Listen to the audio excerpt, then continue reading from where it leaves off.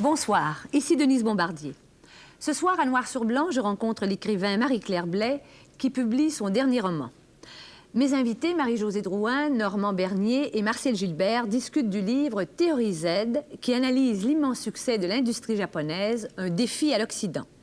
Et enfin, je m'entretiens avec Mme Lise Payette qui fera paraître lundi un ouvrage sur son passage en politique.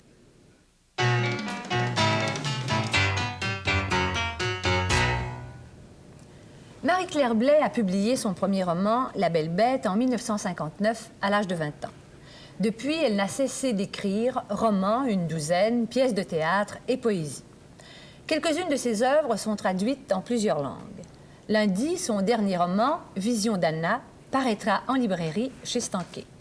Marie-Claire Blais, je sais que vous n'aimez pas beaucoup les entrevues à la télévision, mais est-ce que vous ne pensez pas que c'est quand même important qu'un écrivain, autrement que par sa plume, parle et explique un peu ce qu'elle fait?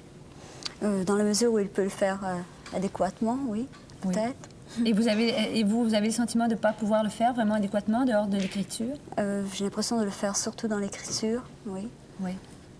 Mais pourquoi vous n'aimez pas ces apparitions publiques? Parce qu'on le sent bien à chaque fois qu'on vous voit à la télévision. On sent que vous le faites, mais avec une arrière-pensée ou un arrière-goût, peut-être.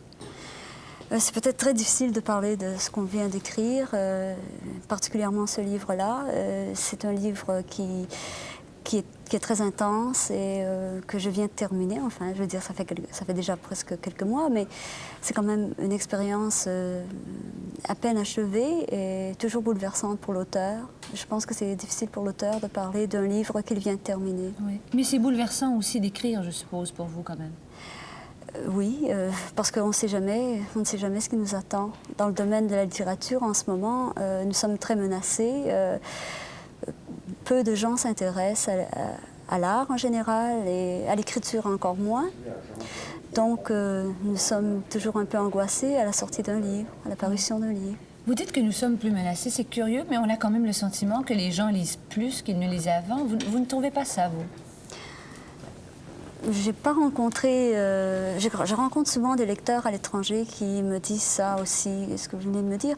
Mais il me semble que tout nous pousse à faire le contraire.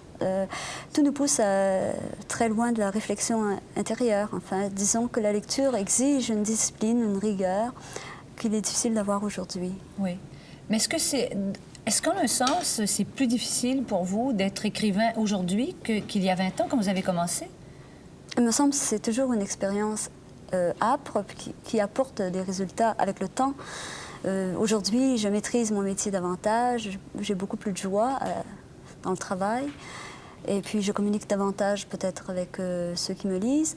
Et à cause de ça, oui, peut-être j'ai plus de bonheur. Mais c'est un métier qui est aussi intransigeant qu'au départ, à mon avis. Oui.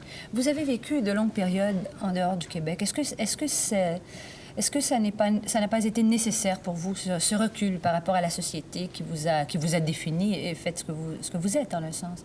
C'est très difficile pour un écrivain ou pour un artiste en général d'être défini, d'être comme ça, oui. Dans une catégorie d'être particulière. Je crois qu'il faut à l'écrivain une énorme contemplation du monde, une énorme découverte des autres. Donc, si on est toujours autour de soi-même, c'est difficile de se découvrir, de découvrir ceux qui nous entourent. À mon avis, ça a été une révélation pour moi de vivre à l'étranger. Maintenant, c'est important aujourd'hui de vivre où je vis, mais l'écrivain doit s'enrichir de tous ceux qu'il rencontre, donc il doit rencontrer beaucoup de gens. Oui, vous avez déjà dit que vous étiez européanisé. Ben, je vivais en Europe à l'époque. Oui. Mais qu'est-ce que je suis très sensible quand je vis dans un lieu à tout ce qui m'entoure. Oui. Je suis très sensible quand je vis dans un autre à tout ce qui m'entoure. Maintenant, je me sens beaucoup plus liée à... Contrairement au personnage que je décris dans mon livre, oui. Je me sens plus liée à l'univers dans le sens général du terme. C'est-à-dire que, comme écrivain, je me sens liée à des problèmes d'écrivain dans le monde.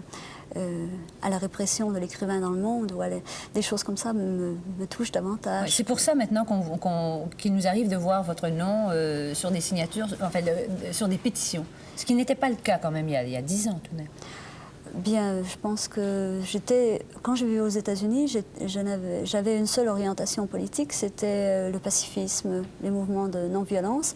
Mais je pense que les écrivains en général, que ce soit Beckett ou d'autres, je pense à lui parce que je repense à son journal intime, ou enfin à sa biographie plutôt, ils sont rarement capables de se fixer autour d'une seule façon de penser. Ils ont besoin de tout contempler avant de décider ce qu'ils ressentent. Et lui-même parle de cela dans son œuvre.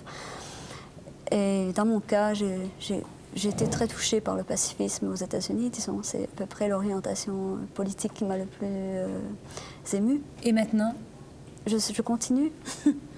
Mais vous savez, je ne suis pas un personnage politique, je suis un simple écrivain qui travaille humblement chez soi et qui espère travailler davantage, travailler mieux.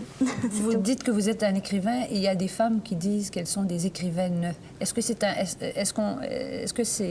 On peut voir là une orientation par rapport au mouvement féministe? Parce qu'il y a des femmes, vous le savez très bien maintenant, qui veulent tout transformer le vocabulaire. C'est une prise de position politique, ça.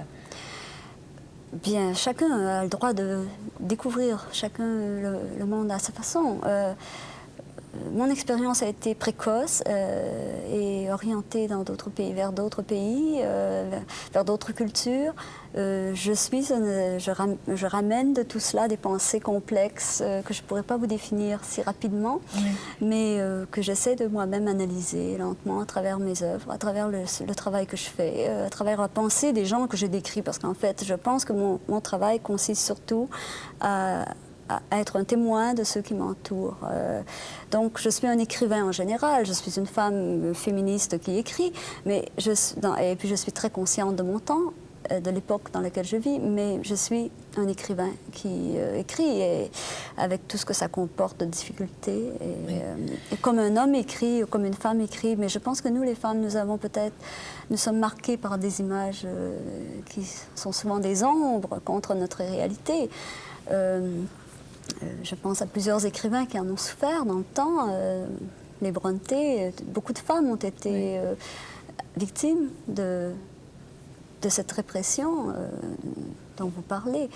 Mais nous sommes bien conscientes aujourd'hui de tout ce qui nous entoure dans l'histoire. Je veux dire, je crois que quelqu'un comme Virginia Woolf avait déjà décrit les malheurs de vivre, d'être un écrivain à son époque, d'être un écrivain féminin, une femme. Mais vous, est-ce que vous en avez souffert? Vous avez été reconnue très jeune, à 20 ans, tout de suite. Vous avez connu presque ce qu'on peut appeler la gloire. C'est-à-dire que vous ne pouvez pas décrire cette difficulté d'écrire quand vous êtes une femme jeune, une très jeune femme, vous êtes moins consciente. Enfin, je veux dire, à l'âge de 18 ans, j'étais moins consciente qu'aujourd'hui de ce qui m'arrivait, disons. Mais je sentais parfois une sourde colère contre mon apparition dans le domaine de la littérature, et je l'ai senti de façon inconsciente. Aujourd'hui, je n'ai qu'à relire certaines choses qui ont été écrites sur mon travail à l'époque pour le ressentir davantage. Mais disons que moi, je ne m'intéresse pas tellement à mon propre cas, mais le cas, disons, d'artistes qui m'ont précédé me touche beaucoup. Je relisais des articles qui ont paru au sujet de l'œuvre de Simone Veil, par exemple. Il y avait énormément de sexisme et je suis touchée par ça, disons, davantage vers le passé. Marie-Claire Blais, je vous remercie. Merci.